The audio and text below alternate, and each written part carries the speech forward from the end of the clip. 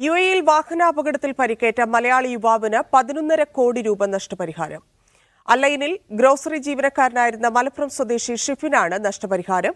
UAE federal supreme കോടതിയുടേതാണ് വിധി. വിധി വന്നപ്പോൾ നമുക്ക് സന്തോഷം ഇല്ലയെന്ന് പറയണില്ല, സന്തോഷം ഉണ്ടാവണം.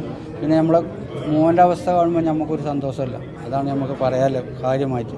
മോനെ എണീക്കണം, അപ്പോഴേ നമുക്ക് സന്തോഷം ഉണ്ടാകും. മോനെ ഒന്ന് ഉമ്മാന്ന് വിളിച്ചിരിക്കാൻ മതി. തുടർ ചികിത്സയ്ക്ക് ഒരു വലിയ ആശ്വാസമല്ലേ ഇത്? ഏത് രീതിയിലാണ് ചികിത്സ? ഞങ്ങൾ ചികിത്സ അവനെന്താ ചികിത്സ വേണ്ടത് അവിടേക്ക് കൊണ്ടുപോകും.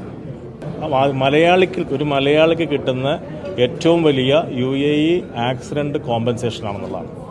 നേരത്തെ നമ്മൾക്കുണ്ടായിരുന്നത് ഇന്ത്യക്കാരന് കിട്ടിയതായിരുന്നു, ഇപ്പോൾ മലയാളിക്ക് തന്നെ ആദ്യമായിട്ടാണ് കിട്ടുന്നത്. നല്ലൊരു ടീം വർക്ക്, നല്ല എക്സ്പെർട്ടൈസ്, അതാണ് ഇതിൻ്റെ പ്രധാനമായിട്ടുണ്ടായത്. നമ്മളുടെ ഫുൾ ടീം അതിന് എല്ലാവരും ഡെഡിക്കേറ്റ് ചെയ്യുക, ഈച്ച് ആൻഡ് എവരി വൺ അവരവരുടെ റോളിൽ വെച്ചിട്ട് അവർ നന്നായിട്ട് വർക്ക് ചെയ്തുകൊണ്ട് തന്നെയാണ് നമുക്ക് അച്ചീവ്മെന്റ് കിട്ടിയത്. ഷിനോജ് ചേരുന്നുണ്ട്. ഷിനോജ്, വലിയ ആശ്വാസമായിരിക്കും അദ്ദേഹത്തിനും കുടുംബത്തിനും ഉണ്ടായിരിക്കുക. ഇത് എന്തായിരുന്നു സംഭവം, അതിന്റെ വിശദാംശങ്ങൾ കൂടി?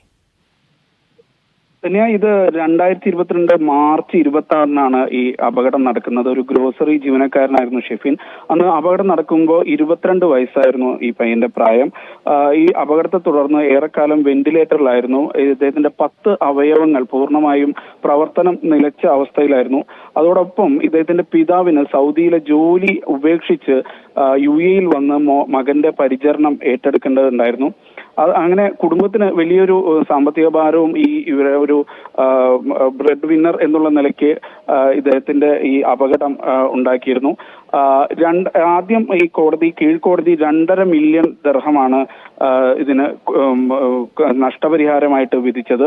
ഇപ്പോ 5 മില്യൺ ആക്കി സുപ്രീം കോടതി അത് ഉയർത്തിയിരിക്കുന്നു. അതായത് 11.5 കോടി ഇന്ത്യൻ രൂപയാണ് നഷ്ടപരിഹാരമായിട്ട് ലഭിക്കുന്നത്. ഇനി തുടർ ചികിത്സയ്ക്കായിട്ട് മകനെ ഏത് രാജ്യത്തേക്ക് വേണമെങ്കിലും കൊണ്ടുപോകാൻ കഴിയുമെന്നുള്ളൊരു ആശ്വാസത്തിലാണ് കുടുംബം ഉള്ളത്.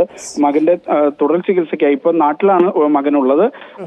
ഇനി മറ്റ് ജർമ്മനി അടക്കമുള്ള രാജ്യങ്ങളിലേക്ക് മകനെ കൊണ്ടുപോകാൻ കഴിയുമോ എന്നുള്ള ശ്രമത്തിലാണ് ഈ കുടുംബം ഇപ്പോൾ ഉള്ളത് തന്നെയാണ്. ശരി ഷിനോജ്.